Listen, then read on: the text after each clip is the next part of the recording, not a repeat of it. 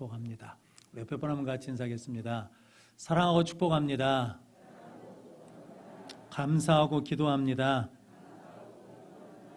우리 여수원교회가 이렇게 사랑과 축복이, 감사가 넘치는 교회가 되시길 바랍니다. 원래 강 목사님이 설교를 하셔야 되는데 저도 좀 힘들거든요. 그런데 코로나에 걸리셔가지고 그래서 실은 오늘 쉬셔야 되는데 아동부도 설교해 줄 사람이 없고, 중고등부도 설교해 줄 사람이 없고, 유치부도 설교해 줄 사람이 없고, 차량 운전해 줄 사람도 없고, 그래가지고 저 아픈 몸을 입고 저기 앉아있는데 짠해 죽겠습니다. 그래서 가서 쉬어라 그래도 할 일이 있습니다. 할 일이 있습니다. 저 같으면 가서 쉬라 그러면 어쩌겠습니까? 잘 됐다 하고 가볼 텐데 맡은 일이 있어가지고 지금 땀을 뻘뻘 흘리면서 있거든요. 위에서 기도해 주시기를 바랍니다. 오늘 본문 말씀 로마서 4장 17절로 25절 말씀, 초점을 하나님께 맞춰라 라는 말씀으로 함께 은혜를 나누겠습니다.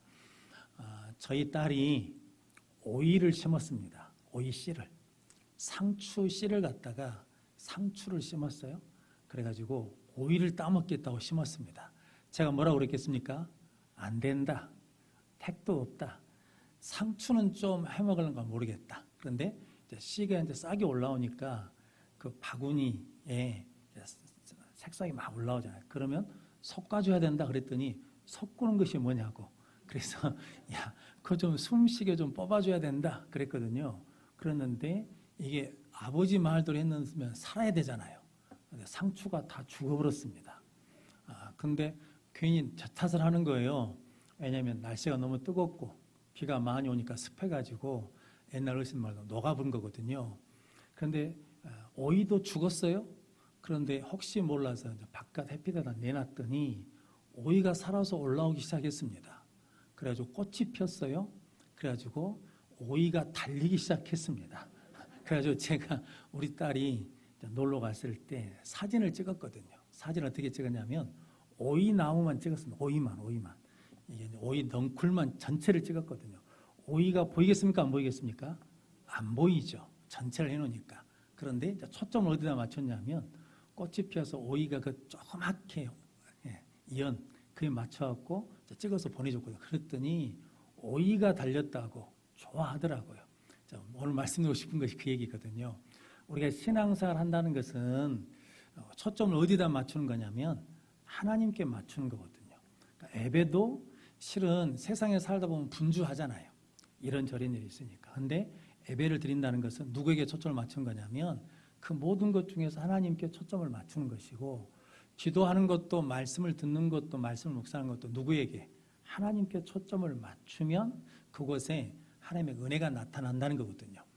저는 실질적으로 보지는 않았습니다. 뭐냐면 서커스에 가가지고 사자를 혹시 조련하는 걸 보셨습니까? 저는 직접 보지는 못하고 TV로 봤거든요. 근데 그 조련한 사람들이 혹시 위험할지 모르니까 총을 차기도 하고 전기가 통하는 채찍을 갖고 있기도 합니다. 그런데 사자를 길들일 때 갖고 들어가는 게 있답니다. 무엇을 갖고 들어가냐면 4발 달린 의자를 갖고 다닌대요. 그리고 사자가 좀 말 안 들려 그러면 의자를 탁 지켜 세우면 된다는 거거든요. 발이 몇 개입니까? 4개예요. 그러니까 이 사자가 초점을 4군데다 다 맞춰야 된대요. 왜냐하면 앞에 뭐가 지금 나타났잖아요. 그러니까 4군데다 초점을 다 맞추려고 그러면 맞춰지겠습니까? 안 맞춰지겠습니까? 안 맞춰져요. 그러니까 뭐 하냐면 혼란스럽고 힘들어서 뭐냐면 온순해지고 약해진다는 거거든요. 근데 그 얘기를 들을 때 우리 신앙인들도 마귀가 쓰는 전략이 있죠. 그게 뭐냐면 초점을 하나님께 맞추는 것이 아니고, 예수님께 맞추는 게 아니고, 십자가에 맞추는 게 아니고, 하나님 나라에 맞추는 게 아니고 여러 군것에 초점을 맞춘다는 거죠. 그러면 우리의 능력이 뭐예요? 흐트러져. 믿음이 무능력하게 된다라는 거거든요. 그래서 오늘 본문 말씀이 아브라함이 믿음이 약해지지 않은 것, 의심하지 않은 것, 확신할 수 있었던 것은 초점을 누구에게 맞추니까, 하나님께 초점을 맞추니까 그런 믿음을 갖게 됐다라는 거거든요. 그런데 오늘 본문 말씀에 보니까 아브라함만 그런 것이 아니라 의로 여기심을 받은 우리도 뭐 할 수 있다는 겁니까? 하나님께 초점을 맞추면, 초점을 하나님께 맞추면 우리의 믿음도 어떻게 돼요? 바랄 수 없는 중에 바라게 되고, 그리고 약속을 의심치 않게 되고 확신하는 믿음을 갖게 된다라는 거예요. 여러분들이 우리의 신앙을 통해서 하나님께 초점을 하나님께 맞추는 성도들이 되시기를 바랍니다. 그래서 오늘 17절 말씀 같이 읽겠습니다. 기록된 바 내가 너를 많은 민족의 조상으로 세웠다 하심과 같으니 그가 믿은 바 하나님은 죽은 자를 살리시며 없는 것을 있는 것으로 부르시는 이시니라. 아멘. 아브라함이 믿은 하나님은 누구시라는 겁니까? 죽은 자를 살리시고 없는 것을 있게 하시는 창조주 하나님을 믿었다라는 거거든요. 우리도 하나님이 천지를 창조하신 것을 믿으시죠. 할렐루야. 그렇다 그러면 내가 믿는 하나님도 죽은 자도 뭐 하시고 살리시고 없는 것도 어떻게 하시고 있게 하시는 하나님이라는 거죠. 그래서 우리는 그 하나님을 믿어요, 안 믿어요? 믿어요. 그런데 된다는 거예요, 안 된다는 거예요? 안 된다면서요. 믿는데 안 된대. 믿는데 의심해. 믿는데 확신이 없어. 믿는데 자꾸 이게 실족게 되는 경우들이 생기거든요. 그 이유는 뭐 때문이냐면 믿음의 문제가 있는 것이 아니라 초점의 문제가 있다는 거죠. 우리는 문제가 생기면 하나님께 초점을 맞추는 것이 아니라 어디다 초점을 맞춰요? 문제에다 초점을 맞춰. 환경의 문제에다 초점을 맞추고 사람한테 초점을 맞추니까 뭐 하게 된다는 겁니까? 흔들려요. 흔들려가지고 믿음의 능력을 쓸 수 없다라는 거죠. 그런데 아브라함은 자기가 믿는 하나님이 있잖아요. 하나님이 어떤 하나님이에요? 죽은 자도 살리시고 없는 것도 있게 하시는 하나님을 믿어요. 그리고 난 다음에 18절 말씀 같이 읽겠습니다. 아브라함이 바랄 수 없는 중에도 바라고 믿었으니 이는 내 후손이 이같으리라 하신 말씀대로 많은 민족의 조상이 되게 하려 하심이라. 아멘. 아브라함이 바랄 수 없는 중에도 바랄 수 있는 것은 누구에게 초점을 맞추니까? 하나님께 초점을 맞추니까. 지금 현실에다 초점을 맞추는 게 아니에요. 지금 현실은 후손이 있어요, 없어요? 없거든요. 그런데 바랄 수 없는 상황에도 낙심하지 않는다는 거죠. 왜냐하면 지금 내 상황, 내 현실에다 초점을 맞추는 게 아니라 죽은 자도 살리시고 없는 것도 있게 하시는 하나님 앞에 뭘 맞추니까? 초점을 맞추니까 바랄 수 없는 중에 바라는 믿음, 소망을 갖는 믿음을 갖게 됐다라는 거거든요. 예수 믿는 사람들의 특징이 하나 있거든요. 왜냐하면 절망 가운데서 뭐 하냐면 소망을 갖거든요. 그럼 자식이 말을 안 들어, 믿음 생활을 안 해. 그렇게 말하고 이래도 예배를 안 드리네요. 그러면 그 자식은 포기해요, 안 해요? 포기하지. 너는 이제 교회 안 나올 놈 이렇게 포기할 수 있거든요. 그런데 누구한테 초점을 맞추면, 하나님께 초점을 맞추면 죽은 자도 뭐 하시고 살리시고 없는 것도 있게 하신 하나님이 이거 못 하시겠냐라는 거죠. 그러니까 지금은 안 되고 있는데도 뭐 하냐면 바랄 수 없는 중에도 바라고 믿어요. 누구를 믿는 거예요? 아들을 믿는 게 아니라, 자식을 믿는 게 아니라 이 자식을 붙드시고 이끄실 하나님을 믿기 때문에, 하나님께 초점을 맞추기 때문에 바랄 수 없는 중에도 뭐 할 수 있다는 거예요? 바랄 수 있어요. 이러면 신앙생활이 참 많이 자유로워집니다. 우리 청년들이 신앙생활 잘하잖아요. 오늘 어찌려고 다 나왔어요. 매번 나와야 되는데 어찌려고 다 나왔거든요. 근데 좋잖아요. 내 중에 말을 안 듣는 청년이 있어. 그런데 지금 말하는 지금 모습 때문에 내가 낙심할 이유가 없어요. 속상할 이유가 없어. 왜냐하면 죽은 자도 살리시고 없는 것도 있게 하신 하나님이 때가 되면 뭐 하신다는 겁니까?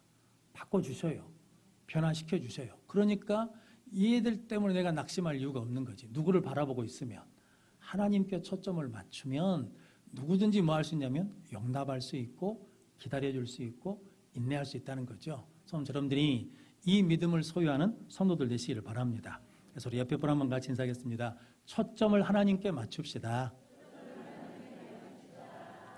그리고 오늘 이제 19절 말씀 같이 읽겠습니다. 그가 100세나 되어 자기 몸이 죽은 것 같고 사라의 태가 죽은 것 같음을 알고도 믿음이 약하여지지 아니하고. 아멘. 다 아시는 내용이시잖아요. 100세가 되면 아들을 주시겠다고 말씀하셨잖아요. 그런데 아브라함이 믿어요, 안 믿어요?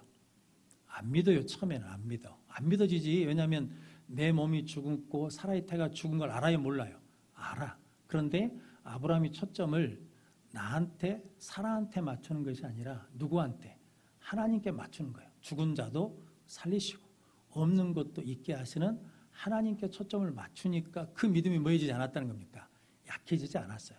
만약에 아브라함이 믿지 못한다 그러면 아들 이삭을 줄까요, 안 줄까요? 안 주시죠. 줘봐야 아무 의미가 없잖아요. 그런데 아브라함이 뭐 하니까? 하나님께서 그렇게 하실 걸로 믿으니까 뭐냐면 이삭을 주는 거거든요. 우리도 마찬가지죠. 믿음 없는데 줘봐야 그게 아무 의미가 없잖아요. 도리어 뭐가 되냐면 올무가 될 수 있거든요. 그런데 우리가 아브라함처럼 죽은 자도 뭐 하시고 살리시고 없는 것도 있게 하시는 하나님께 초점을 맞춰서 믿음이 뭐해지지 않으면, 약해지지 않으면 하나님께서 응답해 주신다라고 말씀합니다. 여러분들이 그 믿음을 소유하는 성도들 되시기를 바랍니다. 그리고 오늘 29절, 30절, 죄송합니다. 20절, 21절 말씀. 마음이 바빠요. 빨리 끝내야 된다는 것 때문에 20절, 21절 말씀 같이 읽겠습니다. 믿음이 없어 하나님의 약속을 의심하지 않고 믿음으로 견고하여져서 하나님께 영광을 돌리며 약속하신 그것을 또한 능히 이루실 줄을 확신하였으니. 아멘. 그러니까 약속은 성도 여러분, 이게 시간이 돼야 이루어지는 거잖아요. 그런데 그 믿음이 없어 약속을 뭐 하지 않았다는 겁니까? 의심하지 않았다라는 거거든요. 그러니까 성도 여러분, 상황이나 현실을 보면 안 되고 있는데 누구에게 초점을 맞추고 있으니까, 하나님께 초점을 맞추고 있으니까 의심하지 않고 그리고 확신하는 믿음을 갖게 됐다라는 거거든요. 그럼 성도 여러분, 우리의 믿음이 흔들리는 것은 환경 때문에 흔들리는 게 아닙니다. 상황 때문에 흔들리는 게 아니에요. 문제 때문에 흔들리는 게 아니고 실은 우리의 뭐 때문에 흔들린다는 겁니까? 초점 때문에 흔들린다는 거죠. 우리의 초점이 하나님을 향하지 않고 뭘 향해 있다는 거예요. 문제, 환경, 사람, 여기에 있으니까 자꾸 뭐 하냐면 흔들리게 된다, 의심하게 된다는 거죠. 그런데 우리는 아브라함처럼 초점을 하나님께 맞추면 아브라함이 갖고 있는 그 믿음을 우리도 소유하게 될 줄로 믿습니다. 그래서 오늘 본문 말씀이 23절, 24절 말씀 같이 읽겠습니다. 그에게 의로 여겨졌다 기록된 것은 아브라함만 위한 것이 아니요 의로 여기심을 받을 우리도 위함이니 곧 예수 우리 주를 죽은 자 가운데서 살리신 이를 믿는 자니라. 아멘. 예수님이 죽으셨다가 살아난 것을 믿으시죠? 그렇다 그러면 우리도 그 예수님께 초점을 맞추면 아브라함이 가진 믿음을 우리도 뭐 할 수 있다는 겁니까? 갖게 되고 그 믿음의 열매를 하나님께서 의로 여겨주신다라는 거거든요. 어떤 집사님이 남편분이 먼저 돌아가셨답니다. 여러분, 이게 부부가 같이 살고 있다가 사별하는 것이 가장 큰 고통이라 그러거든요. 인간이 갖고 있는 고통 중에 가장 큰 고통이 사별의 고통이랍니다. 그런데 이걸 피할 수가 없잖아요. 근데 이 집사님이 남편을 먼저 보내고 참 낭망한 마음으로 살고 있는데 어느 날 지하철을 탔는데 지하철에 구걸하러 올라온 사람이 있더랍니다. 뭐냐면 한쪽 발에 의족을 했어요. 그럼 나는 한쪽 발이 없습니다 라는 것을 드러내기 위해서 한쪽 발을 뭐 했겠습니까? 의족한 발을 걷어 올렸어요. 걷어 올리면서 이제 플라스틱 바구니에다가 이렇게 구걸하러 다니거든요. 그런데 하나님 그때 그런 음성을 하나 주시더랍니다. 누구 집사야, 저 사람이 왜 구걸하고 다니는지 아냐? 라고 그러시더란 거죠.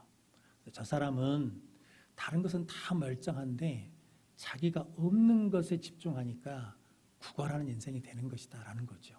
근데 너는 남편 외에 내가 준 게 많은데 왜 죽은 남편만 생각하고 그렇게 낙심하고 있느냐라고 그랬다는 거거든요. 그래서 하나님 우리에게 주신 것이 뭐하는 겁니까? 많아요. 그런데 누구에게 초점을 맞추지 않으면, 초점을 하나님께 맞추지 않으면 뭐만 보이는 거예요? 없는 것만 보이고 잃어버린 것만 보이고 안 되는 것만 보이니까 뭐 하게 된다는 겁니까? 낙심하게 된다, 절망하게 된다는 거죠. 그런데 그 속에서도 하나님께 초점을 맞추면 여전히 내게 남겨주신 것, 내게 주신 것, 있는 것을 보면서 살아갈 힘을 주실 줄로 믿습니다. 그래서 고아의 아버지라고 하는 조지 뮬러라는 분이 계시지 않습니까? 이분이 고아들을 돌보기 위해서 고아원을 시작한 게 아닙니다. 원래 목적은. 그러니까 자기를 고아의 아버지라고 불려지는 것을 좋아하지 않으신 분이라는 거거든요. 왜냐하면 고아원을 하신 목적이 뭐냐면 하나님께서 사람의 도움 없이도 기도와 말씀만으로 하나님이 이 아이들을 먹이시고 공급하시는 하나님을 드러내고 싶으셨다는 거거든요. 그러니까 목적이 뭐예요? 하나님이 누구신지를 보여주려고 일을 시작한 거거든요. 그런데 세월이 지나면서 사람들이 하나님이 어떤 일을 하신 누구신가를 보는 게 아니라 누구한테 집중하는 거예요. 조지 뮬러 목사님이 무슨 일을 했는가를 본다라는 거거든요. 그게 못마땅하다는 거예요. 자기는 그러려고 한 것이 아니고 누구를 드러내려고 하나님께 초점을 맞추도록 하기 위해서 시작한 일이란 거거든요. 그래서 우리 신앙생활도 마찬가지죠. 사람들이 나를 알아주고 나를 파악해 주기를 원하고 내가 인정받기를 원한다고 그러면 그때부터 뭐 한다는 겁니까? 신앙의 초점이 흐려지는 거죠. 그럼 그때 무엇을 잃어버려요? 믿음이 약해져요. 의심이 덜컥덜컥 들어온다는 거죠. 그럼 성도 여러분, 우리 신앙의 목적도 나를 통해서 누가 드러나도록 하나님이 드러나는 것이 목적이 되면 우리는 계속 누구에게 초점을 맞출 수 있다는 겁니까? 초점을 하나님 앞에 맞출 수 있는 승리자가 될 줄로 믿습니다. 그렇게 우리의 초점을 하나님께 맞춰서 아브라함의 믿음이 우리 믿음이 되어서 아브라함이 이뤘던 복을 우리도 누리는 우리 모든 성도들이 되시기를 주님의 이름으로 축원합니다. 기도하겠습니다. 거룩하신 아버지 하나님 감사합니다. 오늘따라 하나님께서 아버지 앞에 나와 오후 찬양 예배를 드리게 하시니 감사합니다. 이 찬양 예배를 통해서 초점을 하나님께 맞추게 하시고 우리의 삶이 하나님을 드러내는 삶이 되게 해주시어서 끝까지 초점을 하나님 앞에 맞추어서 승리하는 믿음을 소유한 자들 되게 주옵소서. 우리 하나들도 어려운 중에도 내 현실에 초점을 맞추는 것이 아니라 하나님께 초점을 맞춤으로 하나님의 위로와 치료의 역사가 계속해서 일어나게 하여 주옵소서. 예수님의 이름으로